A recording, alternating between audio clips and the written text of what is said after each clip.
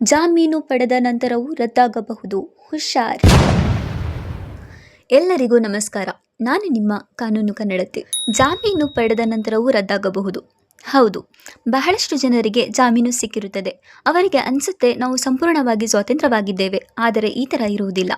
ನಿಮಗೆ ನೀಡಿರುವ ಜಾಮೀನು ಯಾವಾಗ ಬೇಕಾದರೂ ರದ್ದಾಗುವ ಸಾಧ್ಯತೆ ಇರುತ್ತದೆ. ಅಂದರೆ ನೀವು ಕೆಲವು ಕಂಡೀಷನ್ಸ್ಗಳನ್ನು ಪಾಲಿಸದೇ ಇದ್ದಂತಹ ಸಂದರ್ಭದಲ್ಲಿ. ಮೊದಲನೆಯದಾಗಿ, ಜಾಮೀನು ದೊರೆತ ಮೇಲೆ ನಿಮಗೆ ಪ್ರತಿ ನಿಗದಿತ ದಿನಾಂಕದಂದು ನ್ಯಾಯಾಲಯದ ಮುಂದೆ ಹಾಜರಾಗಬೇಕಾಗುತ್ತದೆ. ನೀವು ಹೀಗೆ ಮಾಡದಿರುವಂತಹ ಸಂದರ್ಭದಲ್ಲಿಯೂ ಸಹ ಜಾಮೀನು ರದ್ದಾಗುವಂತಹ ಒಂದು ಸಾಧ್ಯತೆಗಳಿರುತ್ತವೆ. ಎರಡನೆಯದಾಗಿ, FIR ಫಸ್ಟ್ ಇನ್ಫಾರ್ಮೇಷನ್ ರಿಪೋರ್ಟ್ ಅಥವಾ ಪ್ರಥಮ ಮಾಹಿತಿ ವರದಿ, ಇದರಲ್ಲಿಯೂ ಸಹ ಯಾರ್ದಾದ್ರೂ ಹೆಸರು ಅಥವಾ ವಿಟ್ನೆಸ್ ಇದ್ದರೆ ಅವರಿಗೆ ಹೆದರಿಸುವುದಾಗಲಿ ಬೆದರಿಕೆ ಹಾಕುವುದು ಮಾಡಿದರೆ ಆಗಲೂ ಸಹ ಜಾಮೀನು ರದ್ದಾಗುವಂತಹ ಒಂದು ಸಾಧ್ಯತೆಗಳು ಇರುತ್ತವೆ. ಮೂರನೆಯದಾಗಿ, ಯಾವುದೇ ಸಾಕ್ಷ್ಯವನ್ನು ತಿದ್ದುವುದಾಗಲಿ ಅಳಿಸುವುದಾಗಲಿ ಪ್ರಯತ್ನಿಸಿದ್ದಲ್ಲಿಯೂ ಸಹ ಜಾಮೀನು ರದ್ದಾಗುವಂತಹ ಸಾಧ್ಯತೆಗಳಿರುತ್ತವೆ.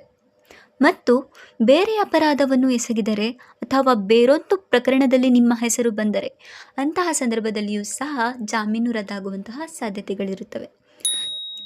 ನಾಲ್ಕನೆಯದಾಗಿ, ಕೋರ್ಟ್ ಯಾವುದಾದರೂ ನಿಮಗೆ ಕಂಡೀಷನ್ಸ್ಗಳನ್ನು ನೀಡಿದ್ದರೆ ನೀವು ಅದನ್ನು ಪಾಲಿಸಬೇಕಾಗಿದ್ದರೆ, ನೀವು ಅದನ್ನು ಪಾಲಿಸದೇ ಇರುವಂತಹ ಸಂದರ್ಭದಲ್ಲಿಯೂ ಸಹ ನಿಮಗೆ ಜಾಮೀನು ರದ್ದಾಗುವಂತಹ ಒಂದು ಸಾಧ್ಯತೆ ಇರುತ್ತದೆ.